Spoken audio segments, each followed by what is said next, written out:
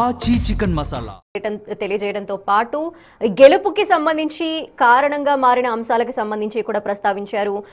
మరి ముఖ్యంగా మోదీ చరిష్మాకి సంబంధించి ఆయన మాట్లాడడం, అంతేకాకుండా ఈ విజయ ప్రభావం ఖచ్చితంగా తెలంగాణ పైన కూడా పడబోతోందని చెప్తున్నారు. అంతేకాకుండా ఆయన ప్రధాని మోదీ ఈ నెల 10వ తారీఖున ఇక్కడికి రాబోతున్న నేపథ్యంలో అనేక అంశాలకు సంబంధించి మోదీ మాట్లాడబోతున్నారు. అభివృద్ధి కార్యక్రమాలకు సంబంధించి కూడా ఆయన పాల్గొనబోతున్న నేపథ్యంలో ఈ విజయానికి సంబంధించి ఏదైతే మార్పు ఏదైతే కనిపించబోతోందో అది తెలంగాణలో కూడా స్పష్టంగా రాబోతోంది, కనపడబోతోంది. తదుపరి ఎలక్షన్స్ ఎప్పుడు రాబోతున్నాయి తెలంగాణలో, అప్పుడు ఖచ్చితంగా ఆ మార్పు కనబడబోతోందంటూ కూడా ఆయన తెలియజేసిన నేపథ్యంలో ఇక అస్సాంలో కూడా బీజేపీ పాగా వేయటానికి సంబంధించి బీజేపీ మరోసారి తన విజయాన్ని నిలుపుకోవడానికి సంబంధించి కూడా అనేక అంశాలు దోహదం చేశాయని చెప్పుకోవచ్చు. మరీ ముఖ్యంగా మోదీ తీసుకొచ్చిన నినాదాలు కావచ్చు, మహిళలకు సంబంధించి తీసుకొచ్చిన అనేక సంస్కరణలు కావచ్చు, అనేక అంశాలు అక్కడ విజయానికి కారణంగా మారాయని మనం చెప్పుకోవాల్సిన అవసరం ఉంటుంది.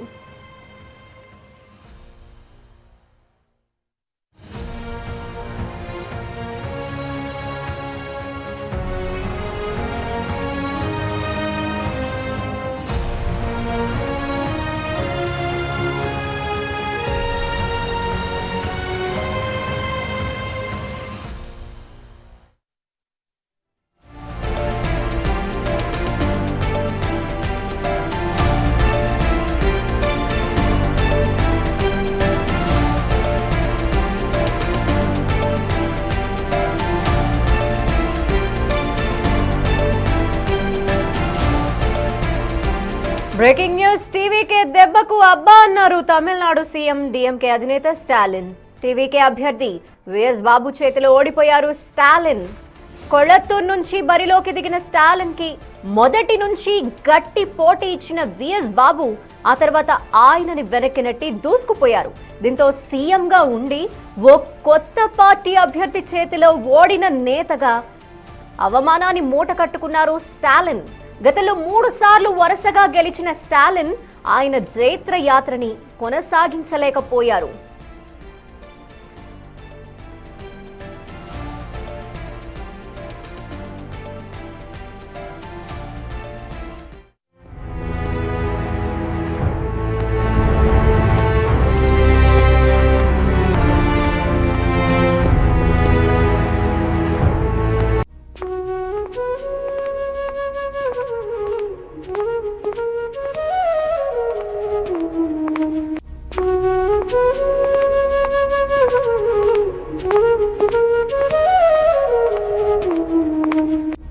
వరుసగా రెండోసారి గెలిచి రెండోసారి సీఎం అవుతాననుకున్న స్టాలిన్ కి ఇది కోలుకోలేని దెబ్బే అని చెప్పాలి.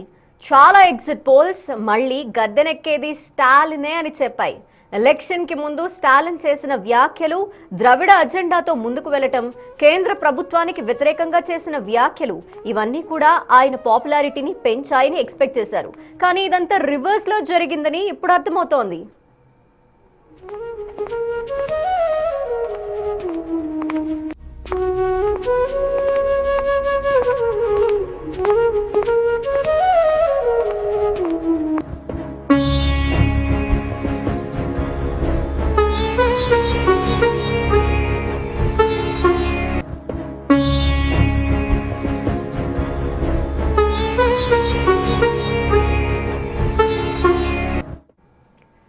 ఇక డిఎంకే ఓటమికి సంబంధించి మరి ముఖ్యంగా సీఎంగా ఉండి స్టాలిన్ ఓడిపోవడం తన సొంత నియోజకవర్గంలో, దీని అంతటికి సంబంధించిన డీటెయిల్స్ మా ప్రతినిధి దామోదర్ని అడిగి తెలుసుకుందాం. దామోదర్, అసలు ఖచ్చితంగా ఆయన గెలుస్తారు, స్టాలిన్ గెలుస్తారు, at the same time DMK విజయం కన్ఫర్మ్ అని ఎగ్జిట్ పోల్స్ కూడా నిరూపించాయి, ఎగ్జిట్ పోల్స్ కూడా చెప్పాయి. ఈ నేపథ్యంలో మొత్తం తారుమారైపోయి టీవీకి అంటే కొత్తగా పెట్టిన ఒక పార్టీ అనేది గెలవటం అనేది కోలుకోలేని దెబ్బ డిఎంకేకి. ఈ నేపథ్యంలో వారి విశ్లేషణ ఏంటి, అసలు ఓడిపోవడానికి గల రీజన్స్ ఏమనుకుంటున్నారు డిఎంకే పట్ల? ధనలక్ష్మి, రాజకీయ అరంగేటం కూడా ఏదైతే స్టాలిన్ ఓటమితోనే ప్రారంభించాడు, ఓటమితోనే ముగిస్తున్నాడా అంటే ప్రస్తుతం స్టాలిన్ వయసు 73 సంవత్సరాల పైగా ఉంది. అంటే మొదటి ఎన్నికల్లో తాను పోటీ చేసిన మొదటి ఎన్నికల్లో ఓటమి పాలయ్యాడు ఎమ్మెల్యేగా, ఆ తర్వాత విజయం సాధించాడు, తర్వాత సీఎం అయ్యాడు, తండ్రి తర్వాత తాను సీఎం అయ్యాడు. కానీ ఏదైతే ఈ ఎన్నికల్లో ఆయన ఓడిపోవడం ఆశ్చర్యకరంగా మారింది. కలత్తూరు నియోజకవర్గం నుంచి తన సమీప ప్రత్యర్థి టీవీకే అభ్యర్థి అయిన బాబు చేతిలో ఏకంగా 6,500 ఓట్ల తేడాతో ఓటమి పాలైనట్లు సమాచారం. మొత్తం మీద అధికారికంగా ఇంకా ప్రకటించలేదు. అయితే కలత్తూరు నియోజకవర్గంలో ఆయన ఓడిపోవడాన్ని ఏదైతే డిఎంకే శ్రేణులు జీర్ణించుకోలేకపోతున్నారు. ఉదయం ఏదైతే పోస్టల్ బ్యాలెట్ దాంట్లో ఏదైతే డిఎంకే కొంత ముందంజలో కనిపించినప్పుడు టపాసులు గెలిచి డిఎంకే కార్యాలయం వద్ద సంబరాలు జరుపుకున్న సమయం, అదేవిధంగా రెండోసారి కూడా వరుసగా డిఎంకే అధ్యక్షుడు ఏదైతే ప్రస్తుత సీఎం స్టాలినే సీఎంగా కొనసాగుతాడో, మరోసారి పదవి బాధ్యతలు స్వీకరిస్తాడంటూ సంబరాలు జరుపుకున్నారు. కానీ వారి ఆశ కేవలం అరగంటలోనే రివర్స్ అయిపోయింది. టీవీకే ఊహించని విధంగా ప్రస్తుతం 107 స్థానాల్లో ముందుకు దూసుకోపోతున్న పరిస్థితి.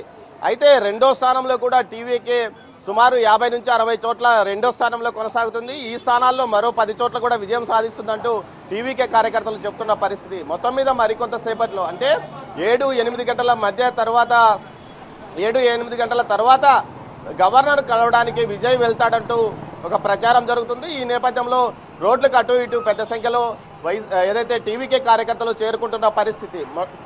రాష్ట్రంలో ద్రవిడవాద పార్టీలు ఏదైతే డిఎంకే కానీ అన్నా డిఎంకే కానీ ద్రవిడవాద సిద్ధాంతంతో రాజకీయాల్లోనే ముందుకొచ్చాయి. సుమారు 50-60 ఏళ్ల పాటు అదే సిద్ధాంతంతో తమిళనాడు ప్రజలను కట్టిపడేశాయి. ఏదైతే తమకు ఇబ్బందికరమైన పరిణామాలు ఎదురైతే జాతీయ పార్టీలను విమర్శించడం, జాతీయ భావాలకు వ్యతిరేకంగా మాట్లాడడం కూడా చేశాయి. కానీ నేటి యువతరం మాత్రం అందుకు విరుద్ధంగా ఓటు వేసిందని చెప్పవచ్చు. ముఖ్యంగా ఈ ఎన్నికల్లో సుమారు 50,000 మంది 18 సంవత్సరాలు నిండిన కొత్త ఓటర్లుగా నమోదు చేసుకున్నారు. అదేవిధంగా 35 సంవత్సరాల లోపుకున్న యువకులు కూడా పెద్ద ఎత్తున టీవీకేకి ఓటు వేశారని చెప్తున్నారు. దీంతోపాటు సంక్షేమ పథకాలు కూడా టీవీకేకి అనుకూలంగా వ్యవహరించాయి. సుమారు 7 సంక్షేమ పథకాలను టీవీకే అధినేత విజయ్ ప్రకటించిన నేపథ్యం. ఇందులో భాగంగా మహిళలకు నెల 2,500 రూపాయలతో పాటు పెళ్లి అయ్యే ఆడబిడ్డకు 8 గ్రాముల బంగారం ఇస్తానంటూ కూడా ప్రకటించాడు. ఈ 2 సూపర్ సక్సెస్గా పనిచేశాయి. అంతేకాకుండా మరో ఏదైతే మొత్తం మీద రైతులకు సగం రుణమాఫీ చేస్తానని చెప్పాడు. ఈ 3 అంశాలు మొత్తం 7 హామీలలో ఈ 3 అత్యంత కీలకమైనవి కావడంతో పెద్ద ఎత్తున ఓట్ల వర్షం గ్రామీణ ప్రాంతాల్లో కురిసిందని చెప్పవచ్చు. అదేవిధంగా అర్బన్ ఏరియాలో ఉన్న యువకులు పెద్ద సంఖ్యలో ఓటింగ్కి వచ్చారు. సంస్థాగతంగా విజయ్ పార్టీ ఎక్కడా నిర్మాణం కాలేదు. అసలు పార్టీకి క్యాడరు అంటే పార్టీ కోసం పనిచేసేది యువకులు స్వచ్ఛందంగా వచ్చారు. ఆయన అభిమానులతో పాటు స్థానికంగా సానుభూతి పరులు ఏదైతే స్టాలిన్ను డిఎంకే అన్నా డిఎంకేను వ్యతిరేకించే నాయకులు పెద్ద సంఖ్యలో రావడంతో పాటు వారే పోలింగ్ ఏజెంట్లుగా పనిచేశారు. ఎక్కడా గొడవలు జరగకుండా చూసుకున్నారు. పోలింగ్ రోజు ఏదైతే కొన్ని చోట్ల రిగ్గింగులు జరిగే అవకాశాలను ఏకపక్షంగా అడ్డుకున్నారు. ఓటింగ్కు స్వచ్ఛందంగా తరలి వచ్చారు. ఈ పరిణామాలన్నీ ఏదైతే విజయ్కు పెద్ద ఎత్తున అనుకూలించాయి. దీంతో విజయ్ సునాయాసంగా విజయం సాధించాడని చెప్తున్నారు. కేవలం 2 సంవత్సరాల క్రితం ఉప ముఖ్యమంత్రిగా ఉన్నటువంటి ఉదయనిధి స్టాలిన్ దుందుడుకు వ్యాఖ్యలు కూడా డిఎంకేకి కొంత నెగిటివ్ ఇంపాక్ట్ ని క్రియేట్ చేశాయి అనుకోవాలా, లేదంటే ఇది కంప్లీట్ గా విజయ్ మానియానే అనుకోవాలా? ఖచ్చితంగా స్టాలిన్కు కొంత సన్స్ట్రోక్ తగిలిందని చెప్పవచ్చు. ముఖ్యంగా ఉదయనిధి స్టాలిన్ యొక్క దుందుడుకు వ్యవహారము హిందూ మతానికి వ్యతిరేకంగా ఆయన చేసిన వ్యాఖ్యలు కొంత ఆయనకు మైనస్గా మారాయి. ముఖ్యంగా ఆ దేవుడిని ఏదైతే అతను హిందూ మతానికి వ్యతిరేకంగా మాట్లాడతాడు, ఆయన తల్లి ఏదైతే తిరుమల తిరుపతికి రెగ్యులర్గా వస్తుంది, అదేవిధంగా ఇతర హిందూ దేవాలయాల్లో పూజలు నిర్వహిస్తుంది. ఈ విషయాలన్నీ కూడా ఏదైతే డిఎంకేకి వ్యతిరేకంగా మారాయి. ప్రత్యామ్నాయ ఓటు తీసుకోవాల్సిన అన్నా డిఎంకేలో నాయకత్వ శూన్యత కనిపించింది. అటు బీజేపీ చెప్పుదేతల్లో డిఎంకే పార్టీ నడుస్తుందనే ఒక ప్రచారం కూడా ఆ పార్టీకి ఇబ్బందికరంగా మారింది. జయలలితకు కానీ ఎంజీఆర్కు జయలలితకు ఉన్న ఇమేజ్ను కొనసాగించే నాయకుడు ఆ పార్టీలో వారసత్వాన్ని కొనసాగించలేకపోవడం కూడా ఆ పార్టీకి మైనస్గా మారింది. దీంతో వ్యతిరేక ఓటు, ప్రభుత్వ వ్యతిరేక ఓటు మొత్తం డిఎంకే నుంచి అటు అన్నా డిఎంకేకి వెళ్లాల్సిన వ్యతిరేక ఓటు టీవీకేకి కలిసి వచ్చింది. పెద్దగా ఖర్చు పెట్టకపోయినప్పటికీ అభ్యర్థుల ఎంపికలో అసలు ఎవరు అభ్యర్థి అనే విషయం చాలామందికి కొన్ని ప్రాంతాల్లో తెలియలేదు. పోలింగ్ రోజు మేము చాలా ప్రాంతాల్లో పర్యటించాము. ఆయా ప్రాంతాల్లో టీవీకే అభ్యర్థి ఎవరంటే చెప్పడం లేదు. కేవలం ఆ అభ్యర్థి కాదు, కేవలం మేము విజయ్ని చూసి ఓటు వేస్తున్నాము, గతంలో ఇక్కడ జరిగిన అరాచకాల అవినీతిని ప్రశ్నించాడు, అందుకోసమే అతనికి ఓటు వేస్తున్నామని చెప్పారు. దీంతో పాటు గత 10 సంవత్సరాలుగా విజయ్ తీస్తున్న సినిమాలు కూడా అతనికి రాజకీయ ఇమేజ్ తీసుకొచ్చే అవకాశం ఏర్పడింది. ముఖ్యంగా ఏదైతే ప్రజా సమస్యలను క్షేత్రస్థాయిలో విద్యా వ్యాపారము వైద్య వ్యాపారాల గురించి తీసిన సినిమా సూపర్ సక్సెస్ కావడం, ఆ సినిమా రిలీజ్ను అడ్డుకోవడానికి అప్పటి ప్రభుత్వాలు ప్రయత్నించడం, దీంతోపాటు తాజాగా జననాయకన్ సినిమా రిలీజ్ కోసం అతను పడిన ఇబ్బందులు, అసలు ఎన్నికల ముందు ఆ సినిమా రిలీజ్ అవుతే తనకు ప్లస్ అవుతుందని భావించాడు, అయినప్పటికీ ఆ సినిమాను విడుదల కానివ్వకుండా అడ్డుకోవడం, ఇలాంటి పరిణామాలన్నీ పూర్తి స్థాయిలో ఏదైతే అతన్ని ఇబ్బంది పెట్టడానికి అటు కేంద్ర రాష్ట్ర ప్రభుత్వాలు చేసిన వ్యవహారాలు, కరూరులో తొక్కిసలాట సందర్భంగా 41 మంది మరణించినప్పటికీ కరూరులో కూడా ఏదైతే టీవీకేవి అభ్యర్థి విజయం దిశగా పయనిస్తున్నాడు. దీంతో పాటు అతను టికెట్లు ఇచ్చిన విషయంలో కొంత ప్లస్ అయ్యి కూడా ఉంది. ఏదైతే సామాన్య వర్గాలతో పాటు తన దగ్గర డ్రైవర్గా పనిచేసే వ్యక్తి కుమారుడికి కూడా అతను టికెట్ ఇవ్వడం ప్లస్ అయిందని చెప్పవచ్చు. ఈ విధంగా ఏదైతే విజయ్ చేసిన వ్యవహారాలన్నీ అంటే పార్టీ అభ్యర్థిగా అతను పార్టీ అభ్యర్థులను ఏదైతే తన నిలబెట్టడంలో కూడా అతను సక్సెస్ అయ్యాడు. కానీ పార్టీ అభ్యర్థి ఎవరన్న విషయాన్ని ఎవరు పట్టించుకోలేదు, కేవలం విజయ్ని చూసే ఓటేశారు. 82లో ఏపీలో ఏ విధంగా జరిగిందో అదేవిధంగా ఇటు ఏదైతే తమిళనాడులో కూడా ఇప్పుడు లీడర్ను చూసి ఓటు వేసే పరిస్థితి వచ్చింది. స్థానిక అభ్యర్థి గుణగణాలను కానీ అతని ఆర్థిక స్తోమత కానీ అతని క్యారెక్టర్ కానీ అతని గత చరిత్ర కానీ ఎవరు పట్టించుకోలేదు. కేవలం విజయ్ అనే వ్యక్తే ఈ ఓటింగ్కు కారణమయ్యాడు. మొత్తం మీద 107 స్థానాల్లో విజయం ఆధిక్యత దిశగా కొనసాగుతున్నాడు. మరో 50 స్థానాల్లో ద్వితీయ స్థానంలో కొనసాగుతున్న నేపథ్యంలో మ్యాజిక్ ఫిగర్ ఖచ్చితంగా వస్తుందని భావిస్తున్నారు ధనలక్ష్మి. అయితే దామోదర్, అసలు మొత్తం డిఎంకే ఓటమి ఒక పక్కన అయితే స్టాలిన్ తన నియోజకవర్గంలో అంటే ఒక కొత్తగా పెట్టిన పార్టీకి సంబంధించిన నేత చేతిలో ఓడిపోవటం అనేది పెద్ద ఎదురు దెబ్బ. ఈ నేపథ్యంలో అసలు స్టాలిన్ ఓటమికి సంబంధించి ఏమనుకుంటున్నారు? స్టాలిన్ ఓటమి చేజేతులారా చేజార్చుకున్నదని చెప్పవచ్చు. కొలత్తూరు నియోజకవర్గంలో అభ్యర్థిని చాలా తక్కువగా చేసుకున్నాడు. ఎన్నికల ప్రచారం కూడా పెద్దగా నిర్వహించలేదు. ఏదైతే పెద్ద ఎత్తున డబ్బులు పంపిణీ మాత్రం కొనసాగింది. అయితే డబ్బులు చూసి ఓట్లు వేస్తారని భావించారు. కానీ ఆయా నియోజకవర్గంలో ఉన్న సామాజిక వర్గాల్లో కొత్త ఎస్సీల శాతం ఎక్కువగా ఉండడం, ఆ ఓట్లు మొత్తం ఎస్సీల ఓట్ల మీదనే ఏదైతే ఇంతకాలం డిఎంకే పార్టీ నడిచిందని చెప్పవచ్చు, ఎస్సీ ఎస్టీల ఓట్ల మీదనే. కానీ ఏదైతే ప్రస్తుత పరిణామాల నేపథ్యంలో ఆ ఓట్ బ్యాంకు మొత్తం విజయ్ వైపు మళ్ళడంతో కలత్తూరులో అపజయం పాలయ్యడని చెప్పవచ్చు. కొంత ముఖ్యమంత్రి నియోజకవర్గం అయినప్పటికీ అభివృద్ధి దిశగా పెద్దగా పట్టించుకోకపోవడము, అక్కడ ఏదైతే అతని ఇన్ఛార్జీలుగా కొనసాగిన వారు కొంత దుందుడుకుడిగా వ్యవహరించి కొంతమంది మీద దాడులు చేశారనే ఒక ప్రచారం కూడా ఉంది. మొత్తం మీద ఈ వ్యవహారాలను చూసుకుంటే స్వయం కృతాపరాధంగా ఆ నియోజకవర్గంలో అతని ఓటమి అతని ద్వారానే జరిగిందని కూడా, ఏదైతే అతను డిఎంకే పార్టీ వర్గీయుల ద్వారా జరిగిందని చెప్తున్నారు ధనలక్ష్మి.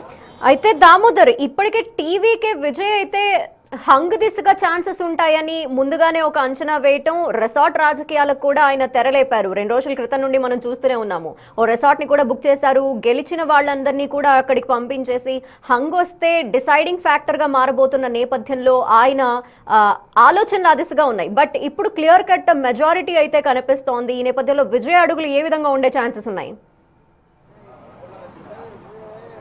ధనలక్ష్మి, ఏదైతే ప్రస్తుతం 107 సీట్లు మాత్రమే ఉన్నాయి. మొత్తం 118 సీట్లు కావాలి అంటే ఇంకా 11 సీట్లు రావాల్సిన అవసరం ఉన్న నేపథ్యంలో ఖచ్చితంగా ఇది హంగు దిశగా వెళ్తుందా అన్న అంటే కొంత ఆలోచన కూడా రాకమానదు. అయితే ప్రస్తుతం ఇంకా పూర్తి స్థాయిలో ఫలితాలు రాలేదు. చివరి దశలో కొన్ని ఫలితాలు మారే అవకాశం ఉందన్నందువల్ల ఖచ్చితంగా ఈ విషయంలో పూర్తి స్థాయి మెజార్టీ వస్తుందని టీవీకే ప్లాన్ చేసుకుంటున్నప్పటికీ టీవీకేలోనే ఒక వర్గం ఇప్పటికే ఏదైతే రాజకీయ సలహాదారులు కొంతమంది ఇప్పటికే కాంగ్రెస్తో పాటు పీఎంకే, సిపిఐ ఇతర పార్టీలతో నిరంతరము సంప్రదింపులు జరుపుతున్నారు. ముఖ్యంగా ఏదైతే టీవీకేకి సంబంధించి అవసరమైతే ఏదైతే ఒక 10 సీట్లు తక్కువగా ఉండే అవకాశం ఉంది, ఆ సీట్లను ఏ విధంగా తీసుకురావాలి, డిఎంకే నుంచి వచ్చే అవకాశం లేదు. అదేవిధంగా డిఎంకేకు కాంగ్రెస్ చాలా అనుబంధంగా ఉంటుంది కాబట్టి ఖచ్చితంగా అటు నుంచి వచ్చే అవకాశం లేదు. అన్నా డిఎంకే కానీ డిఎంకే కానీ చాలా చిన్న పార్టీలతో పొత్తు కుదుర్చుకుంది. ఇందులో ఏదైతే చాలా చిన్న పార్టీలు కూడా అసలు ఏదైతే డిఎంకే పార్టీ సింబల్తోనో అన్నా డిఎంకే పార్టీ సింబల్తోనో పోటీ చేసిన పరిస్థితి. ఈ నేపథ్యంలో వారు బయటకు వస్తారా అన్న కోణంలో కూడా ఒక ప్రచారం జరుగుతుంది. మొత్తం మీద చూస్తే ఖచ్చితంగా ఈ 2 పార్టీల నుంచి ఖచ్చితంగా కొంతమంది బయటకు వస్తారు. విజయ్కి మద్దతు వారే స్వచ్ఛందంగా ప్రకటిస్తారు. వారు అధికారంలో భాగస్వాములుగా మారే అవకాశం ఉందని కూడా తెలుస్తుంది. ముఖ్యంగా అటు డిఎంకే జాతీయ పార్టీలకు వ్యతిరేకంగా ఏదైతే విజయ్ ఎక్కడా మాట్లాడలేదు. కాబట్టి జాతీయ పార్టీల సహకారంతోనే తాము అభివృద్ధి సాధించాలని చెప్తున్నప్పటికీ ద్రవిడవాదాన్ని కూడా అతను వదిలే పరిస్థితి లేదు.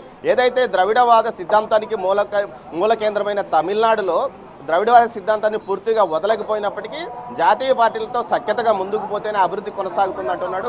ఆయన ఇచ్చిన హామీలన్నీ నెరవేరాలంటే పూర్తిగా 7 ఇచ్చిన హామీలు నెరవేరాలంటే కేంద్ర సహకారం కూడా పూర్తిగా అవసరము.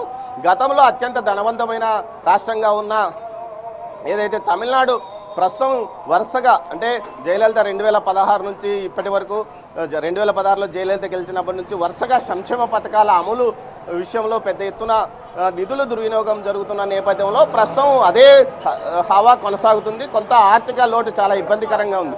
ఈ పరిస్థితుల్లో ఖచ్చితంగా కేంద్రంలో అధికారంలో ఉన్న పార్టీతో సఖ్యతగా పోవాల్సిన అవసరం ఉందనే విషయాన్ని విజయ్ కూడా తెలుసు.